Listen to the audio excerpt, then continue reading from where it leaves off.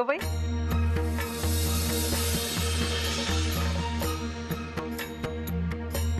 श्री, पाहिलास का फोटो कोणाचा आहे? नारळाची 100 झाड आहेत, तितकीच सुपारीची आहेत. आणि मुख्य म्हणजे इथे आम्ही काळी मिरी घेतो.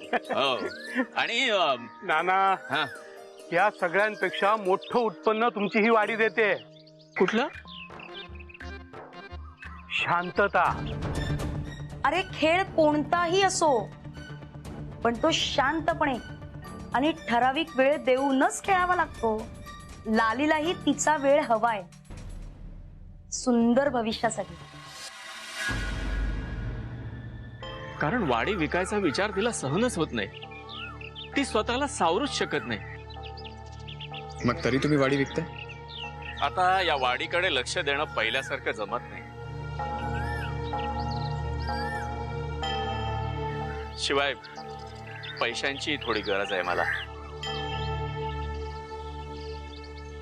मुलीचं लग्न करायचंय ना.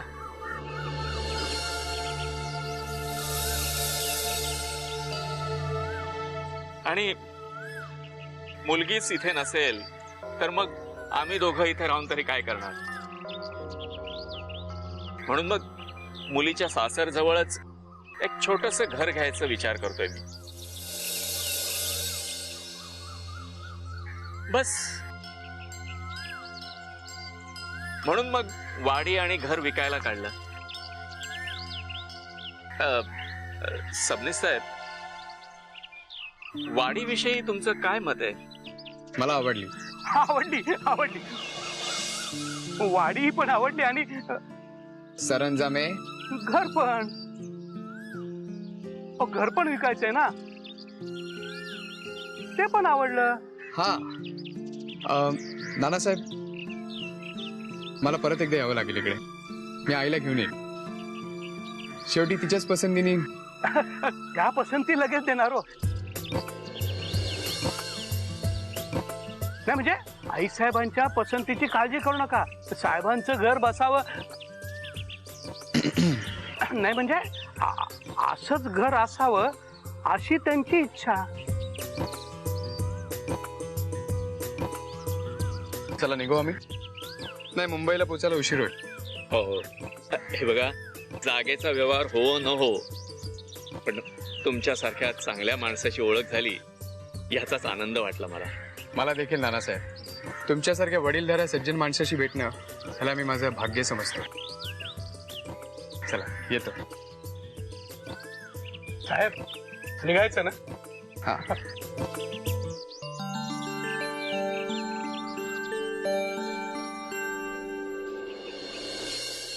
म्हणजे लाली एक विशिष्ट हेतू घेऊन राजन सबनीस कडे गेली असं तुला म्हणायचं? एक्झॅक्टली. आणि जोपर्यंत तिचा तो हेतू साध्य होत नाही ना, तोपर्यंत ती तिथून हलणारच नाही बघ. म्हणजे राजन सबनीसच्या आईकडून होकार मिळवणं हाच तो हेतू आहे. ऑफकोर्स. आज ती राजनला आणि राजनच्या आईला इम्प्रेस करणारच. बघच तू.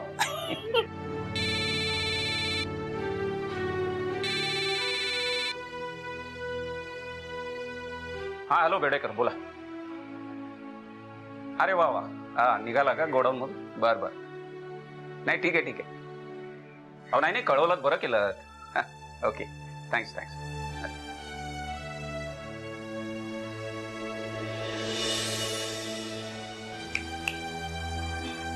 काय अक्षता पडल्या का पडायच्या बाकी आहेत? नाही, विचारात हरवली होतीस म्हणून विचारतोय की लालीच्या लग्नाचा विचार करतेस का? टोमणे मारल्याशिवाय बोलताच येत नाही का रे? असं नाही ग. तू काही म्हणते, लाली सबनीसांच्या घरची सून होणार यात मला तीळ मात्रही शंका नाही. अभिनंदन. देव करू आणि तुमची स्वप्न खरी ठरवत आणि माझी भीती खोटी ठरवत. देव नाही सुमन, तुम्हा दोघी नाही, मी तुमचा शत्रूच वाटणार. आणि ते साहजिकच आहे, कारण मी तुमच्या कुठल्याही कृतीचं बोलण्याचं समर्थन करत नाही ना. आणि आडकटी केली की मनात अडी बसते. पण सुमन, बेधुंद वागणं आवडलं नाही ना तर आडकाठी ही करावीच लागते. तर मला तुम्हा दोघींना कळकळीची विनंती आहे, जमिनीवर चाला, हवेत भरारी घेणं कमी करा. फोन कोणाचा आलेला? हा, तो बेडेकरांचा होता. ते मी म्हणालो होतो ना कन्साइनमेंट बद्दल, ती गोडाऊन मधून निघाली म्हणून त्यांनी फोन केला. पण सुमन, हे तू मला आता जो प्रश्न विचारलास ना, फोन कोणाचा होता, तसा जर तू लालीला कधी विचारलास, म्हणजे तिचे फोन येतात ना वेगवेगळ्या लोकांचे, की तिचा कोणाचा फोन होता, तू कुठे चाललीस, केव्हा येणार आहे, तुझं हे टॉर्चरिंग थांबावं म्हणून मी तुला सहज विचारलं. नाहीतर कुणाच्या फील्ड मध्ये इंटरफेअर केलेलं मला आवडत नाही.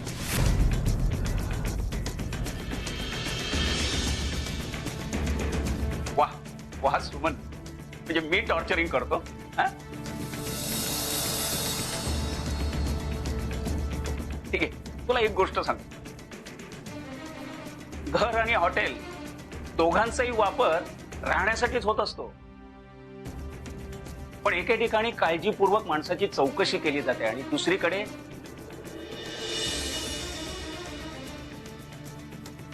बाहेर चाललो असं म्हणून काउंटरवर चावी ठेवून माणूस निघून जातो. स्टॉप इट देव. नुसतं चिडायचं, सतत चिडायचं. मी असं का बोलतोय, कशासाठी बोलतोय याचा कधीही काही विचार करायचा नाही, हो ना? सगळ्यांचा विचार करायला तू आहेस ना. वर तो देव, खाली हा देव. तर नाहीये सुमन, आपल्या माणसासाठी आपणच धावून जावं लागतं, देव नाही येत धावून. मी मात्र इथे सतत मृगजळा मागे धावताय. इथे काय घडतं याची काहीही कल्पना नाही. सुमन, एक सांगू, सरनाईकांचं स्थळ नाकारलं ना, तेव्हा जर लालीच्या विरोधात उभी राहिली असती, आज जशी ठामपणे तिच्या मागे उभी आहेस, तर आज हे असले ताणतणाव निर्माण झाले नसते.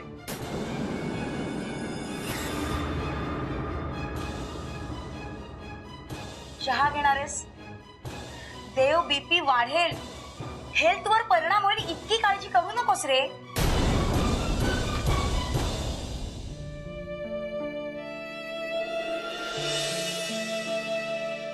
मुलगी आहे ग ती माझी. लहानापासून मोठं होईपर्यंत रक्ताचं पाणी केलंय मी. तिच्यासाठी हेल्थ वेल्थ कशावरही परिणाम झाला तरी चालेल, पण ती सुखी राहिली पाहिजे. पण यासाठी तिने माझ्यावर विश्वास ठेवला पाहिजे ना.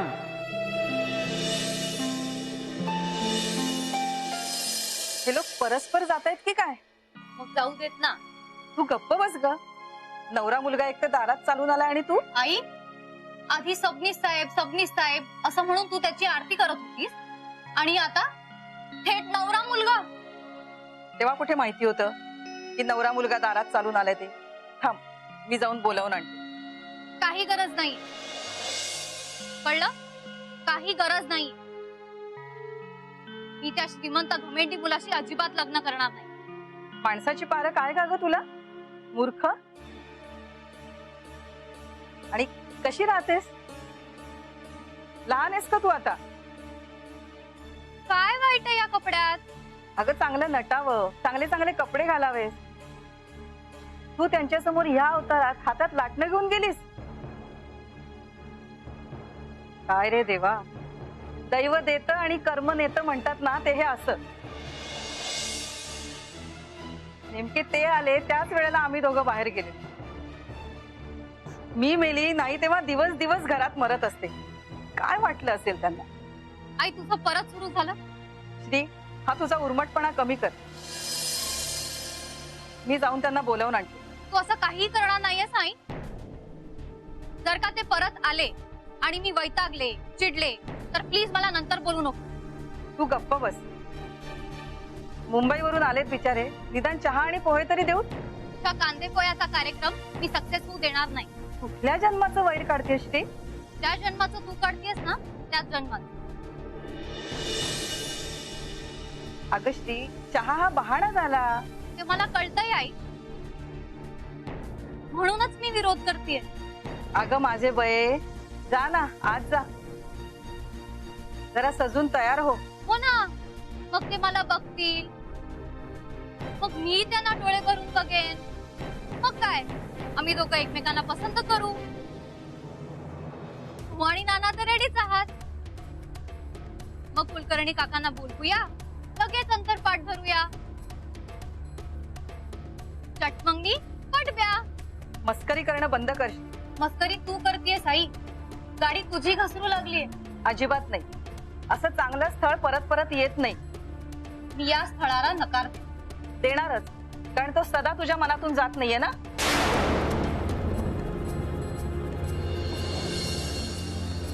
आई.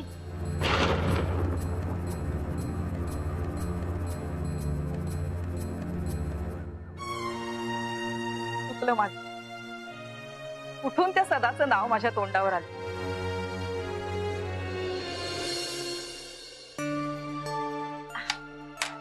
आई सरबत तू बनवलंस तर कशाला उगाच त्रास करून घेतलास. हो, खूप थकून गळून गेले ना मी. काय हो आई, एक ग्लास सरबत बनवायला असा किती मोठा त्रास होतोय. तुझ्यासाठी नाही बनवलंस. नाही, नको मला. तुम्ही प्या आणि सांगा मला कसं झालंय ते. माझ्याकडे वेळ फार कमी आहे आई. हे इतका वेळ वाट बघणं मला जमणार नाही. राजन नाही तर नाही, तुम्ही तर आहात ना. आता तुम्हालाच पटवायचं.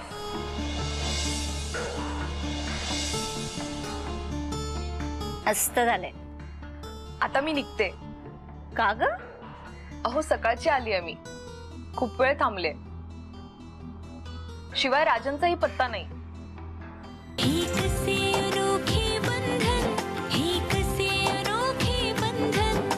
आता मी निघते. का ग? अहो, सकाळची आली आहे मी. खूप वेळ थांबले. शिवाय राजनचाही पत्ता नाही, म्हणून म्हणते मी निघते आता. अगं पण राजन येतच असणार. आपण त्याला कॉल करू. नको नको, राहू देत. तो त्याच्या कामात बिझी असेल. नको त्याला डिस्टर्ब करायला. अगं अहो, असं इतका वेळ थांबणं बरं दिसतं का. मी निघते.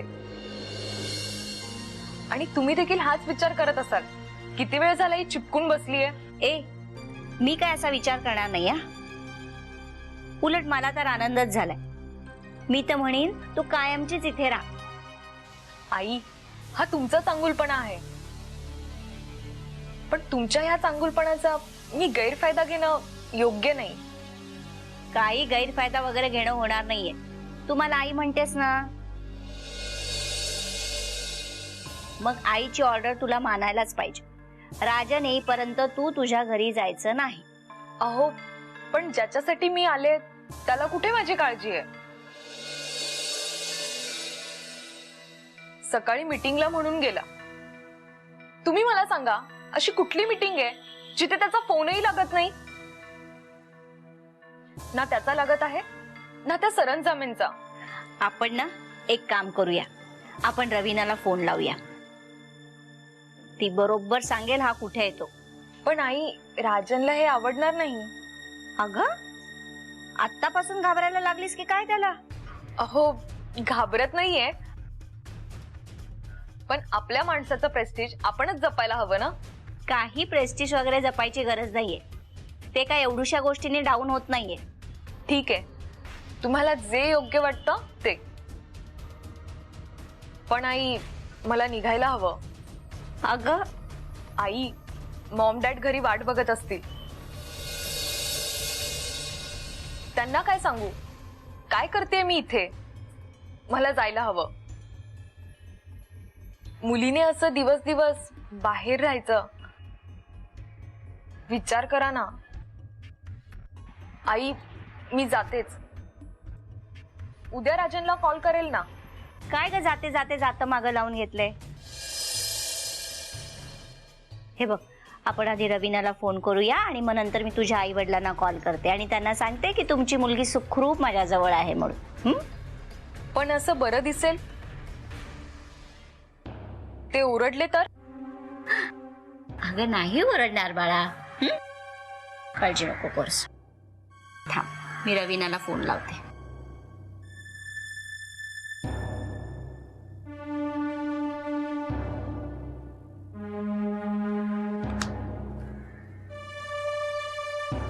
हॅलो रवीना, मी बोलते, राजनची आई. येस, जिंकलंस तू. मी पण फोन करते. तुला माहिती नाही? अगं तू ऑफिस मध्ये आहेस ना, तो कुठे गेला आहे तुला माहित नाही? नाही ठीक आहे, तू शोध घे आता आणि मला फोन कर, मी वाट बघते.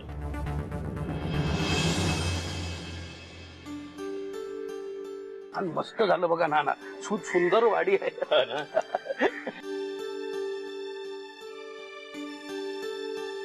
साहेब, तुम्ही बरे आहात ना? सरंजाम आहे. नाही म्हणजे वाटल्यास आपण घरात एकदा जाऊ आणि नंतर परत येऊ बाहेर. हा? जरा जास्तच बोलतात.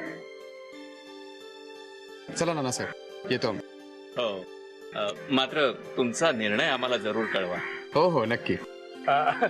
आई साहेबांना आणि लाटण्यालाही आमचा नमस्कार सांगा. सरंजाम आहे. लाटणं लाटणं.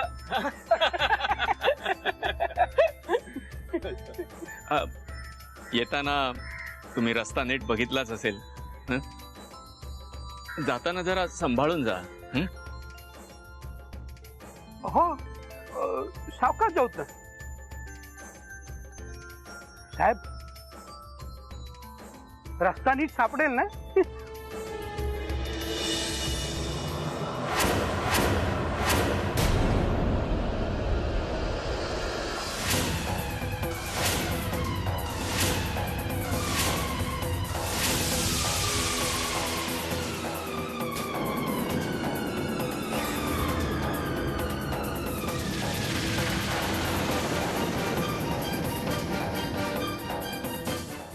हा काय प्रकार आहे?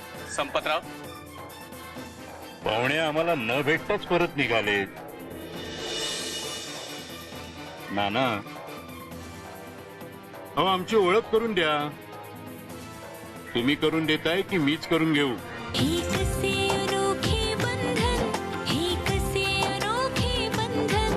अहो आमची ओळख करून द्या. तुम्ही करून देताय की मीच करून घेऊ? मला त्याची गरज वाटत नाही संपतराव. पण आम्हाला वाटते ना. काय पाहुणे, नाव काय आपलं?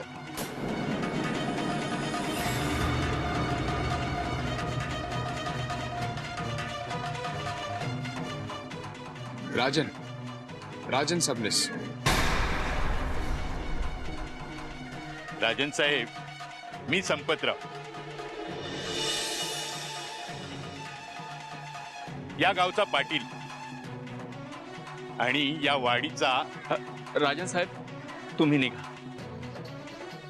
काय आत्ता निघालात तर अंधार पडायच्या आत घरी पोचाल.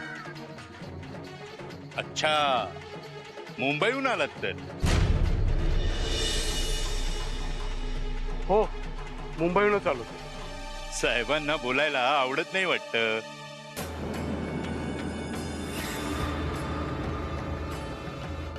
मी साहेबांचा सेक्रेटरी, त्यांच्या वतीनं मीच बोलतो. असं होय. काय नाव काय आपलं साहेब? मी सरंजामी. ओळख झाली संपतराव. आता सोडा त्यांची वाट. आम्ही कुठे त्यांना कायमची अडवतोय. पण कशासाठी आले होते पाहुणे? वाडी विकत घ्यायला तर नाही ना? हो. काय आहे नाना, शोभतय का? अहो वाडी आमची विकताय आणि आम्हाला कळवलं सुद्धा नाही.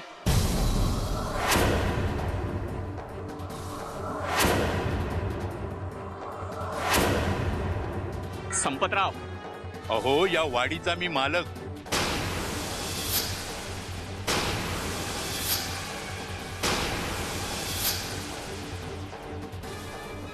पाहुणे गोंधळलेले दिसतायत. साहेब, खोटं बोलू नका संपतराव.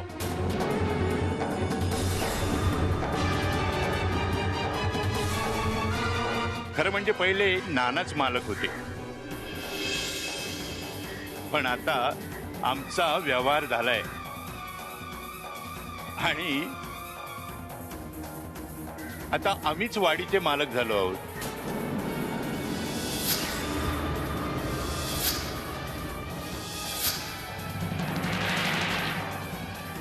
तुम्ही काय बोलताय? शुद्ध आहे का तुम्हाला की तुमच्या आनंद सारखे तुम्ही बरळायला लागलायत? चिडताय कशाला नाना? माझ्या व्यवहारात येऊन ढवळाढवळ करताय आणि वर चिडताय का म्हणून विचारताय? नाना नाना अहो थोडं शांतपणे घ्या. तुम्ही कशाला गैरसमज करून घेताय? गैरसमज तुम्ही पसरवताय. पाहिलं पाहुणं, यांचे असे आमचे नाना पटकन चिडतात. बर, चिडतात आणि खोटंही बोलतात. राजन साहेब, अहो खोटं हे बोलतायत. ही वाडी माझी आहे. मी मालक आहे ह्या वाडीचा. हो नाना, ही वाडी तुमचीच आहे, नाही कोण म्हणतंय. पण जोपर्यंत ती माझ्याकडे गहाण आहे,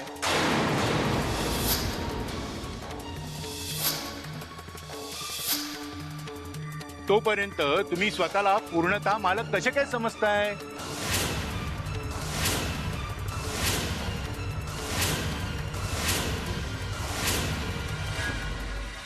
तुम्हाला निघायचं असेल ना, निघा. पाटील, ती गहाण ठेवलेली कागदपत्र तुमच्याकडे असतील ना? पाहायला मिळतील?